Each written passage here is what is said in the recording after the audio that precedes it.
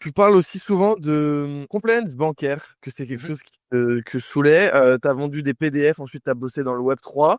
Comment on explique ça à une banque? En fait, il y a un paradoxe assez amusant. C'est si ton banquier privé chez Julius Baer ou je sais pas trop où, ou je sais pas trop qui à Genève comprend vraiment ce que tu fais, c'est que probablement c'est trop tard. Donc en fait, pour vraiment faire du pognon, faut être early.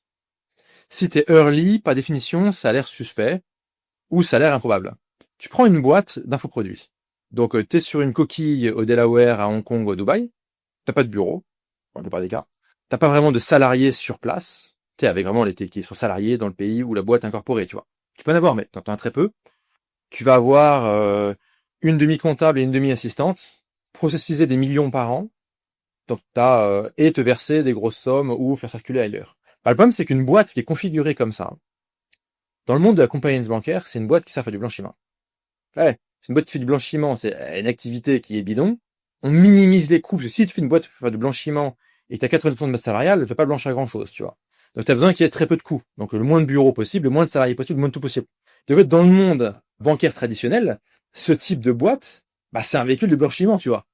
Et c'est normal, tu vois, c'est leur monde, c'est super logique. Et donc ils comprennent pas. Ah, t'as beau leur montrer les straps, les machins, les bidules, ils pigent pas. Enfin maintenant, ils commencent doucement à comprendre, mais il leur a fallu du temps. Il y a 4 ans, il y a 5 ans, leur expliquer que tu fais 300-400 cas par mois avec des e-books, non, ils veulent pas. Ils veulent pas, quoi. Et t'as beau voir tous les documents, t'as payé ta TVA, t'as tes justificatifs, ton bazar, etc. Non. Euh, après, le Web3, bah, c'est encore pire parce que l'Europe a une réglementation avec MiCA, les États-Unis, ils ont une réglementation pour les stablecoins, pas encore pour le reste.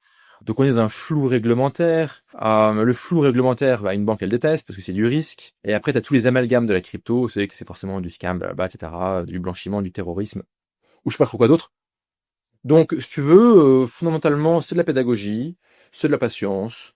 Euh, voilà, c'est chiant. Ouais. Ouais, et aujourd'hui, enfin moi en tout cas c'est, moi par exemple je me force à payer des impôts, donc je suis à Dubaï, je peux payer 0%, mais je me force vraiment à mettre mes sociétés dans des endroits dans lesquels je vais devoir déclarer des impôts, payer des impôts et tout simplement dépenser de l'argent juste pour avoir accès à cette compréhension de regarder, Ouais. j'ai vraiment un business, je paye des impôts, je suis pas, tu vois, Ouais. En fait, il y a vraiment ce truc où les mecs de notre monde, on est un peu des incultes du capitalisme. Je crois que 90% de l'argent vient du crédit, la création monétaire. C'est-à-dire que nous, on est là à se battre avec enfin, contre le reste du monde pour les 10% restants. Plus ou moins. Ça, c'est pour l'Europe de l'Ouest ou la France. Donc. Si t'es en mode setup Dubaï, boîte Panama, zéro impôt, zéro machin, zéro bidule, zéro compliance, zéro comptabilité et tout ça, chose que je ne recommande pas, t'as pas accès aux belles banques. T'as très difficilement accès au crédit. Et donc, le jour où tu veux aller lever 10 millions pour faire une opération, ou le jour où tu veux rejoindre une levée de fonds d'une belle boîte, on va te dire, frère, non, quoi. Enfin, je n'en comprends pas. Et, euh, et donc, ouais, ouais, les enjeux de compliance, les enjeux de, comme tu dis, enfin, très justement, enfin, aller payer des impôts, même minimaux, faire des déclarations. Bah voilà, je suis dans un vrai pays. Dans le monde de la compliance bancaire, Dubaï n'est pas considéré comme un vrai pays. Sans tort, c'est pas considéré comme tel. Par contre, se mettre en Irlande, par exemple, ou dans des coins comme ça, Irlande, Grande-Bretagne, Luxembourg, c'est quand même assez chiant et compliqué. Euh, des États des États-Unis qui sont pas, enfin, quoi que, ouais, je sais pas, faudrait voir. Mais bref, t'as un certain nombre euh, d'endroits où tu peux, ouais, tu payes un minimum, on te persécute pas, et t'as plein de documents, plein de relevés, plein de bilans, plein de trucs comme ça, plein de PDF à envoyer, de la compliance, ouais. Voilà. Absolument. Et en plus, enfin voilà, t'as cité, c'est pas non plus extrêmement élevé, les impôts. Ça peut, enfin voilà, tu peux te mettre dans des endroits cool. Et également, tu es dans des endroits où il y a une bienveillance administrative. Parce que le problème des impôts, c'est pas que le montant, c'est la malveillance qui va avec. Tu vois, c'est est-ce que ton comptable a fait une erreur de 40 centimes et les mecs ils sont là, tu vois, t'as agressé, euh, tu vois, enfin, dans la plupart des pays du monde, il y a une erreur. Si t'as fait une erreur, si t'as pas fait exprès, on t'explique, on rectifie, on règle le truc. Y a pas de stress, pas d'angoisse. 100%. Ça serait quelque chose que tu aurais fait différemment, toi, Ouais. sur ce sujet-là. Qu'est-ce que tu aurais fait dans cette situation à l'époque? Je pense que tu as fait un peu le à l'ancienne, quoi. Ouais, ouais. Ah, Euh, bah, après, voilà, je vais pas me morfondre dans les regrets, mais Ouais, je pense que je serais allé vers du cachère, pays cachère, tout cachère au maximum, lisibilité au maximum. Ouais. Et aujourd'hui, en quoi ça te... Alors, je vais pas dire que ça te ralentit parce qu'il y a toujours des solutions, mais quelle porte ça aurait pu t'ouvrir en plus? Moi, c'est quelque chose, ça m'a ouvert beaucoup de portes, bah, l'accès au crédit notamment. Ouais. Ça, c'est juste trop puissant.